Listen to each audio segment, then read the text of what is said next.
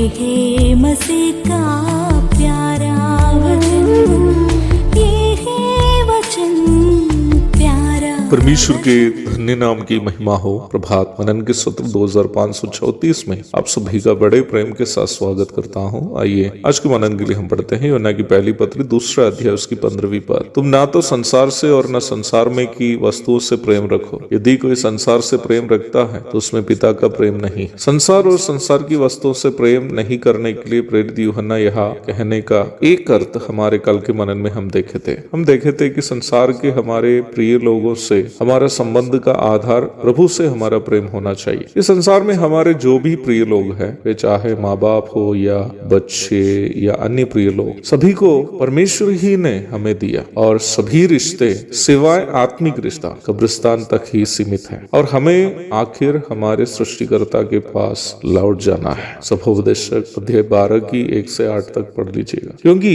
हमारे चिरस्थायी संबंध केवल और केवल परमेश्वर से ही। संसार और संसार में की वस्तुओं से प्रेम नहीं करने का दूसरा अर्थ संसार और संसार की वस्तुओं से अधिक स्वर्ग और अनंत जीवन की बातों को प्रिय जानना है। इस संसार में हमारा जीवन क्षण भंगुर का है, जैसे बुलबुले का। मसीह विश्वासी स्वर्ग के नागरिक है और हमारा स्थायी भवन स्वर्ग है। यूहन्ना 14 की 2 और 3, फिलिपी 3 की 20। पाप से प्रदूषित शरीर से अभी तक छुटकारा प्राप्त नहीं करने के कारण हमारा शरीर हमेशा इस संसार के मोह माया की ओर हमें आकर्षित करते रहेगा। ये बात सच है कि इस संसार में जीने के लिए हमें सुख सुविधाओं की जरूरी है। हमें भूख मिटाने के लिए भोजन, तन छिपाने के लिए वस्त्र, विश्राम करने के लिए भवन आदि जरूरी है। परंतु हमारा जीने का मकसद कभी भी संसार में सुख सुविधाएं बटोरना नहीं होना चाहिए। परमेश्वर के राज्य की उपलक्ष्य में परमेश्वर की धार्मिकता में बढ़ना हमारे जीवन का मकसद होना चाहिए। परमेश्वर का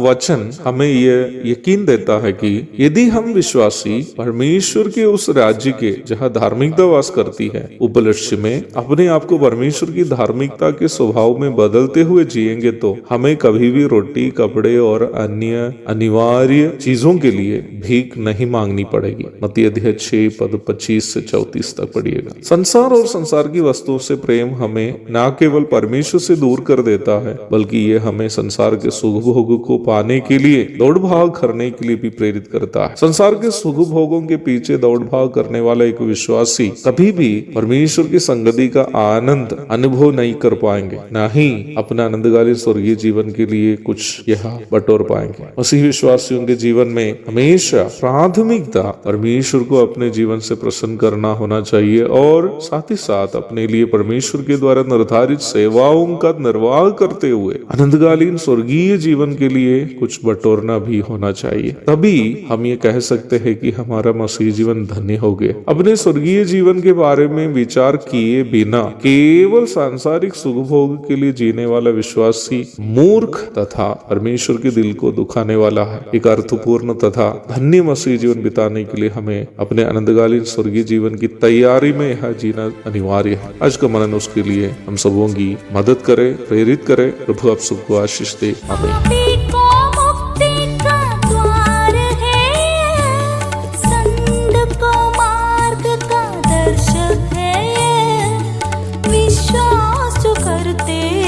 उसके लिए अनंत जीवन का साधन है।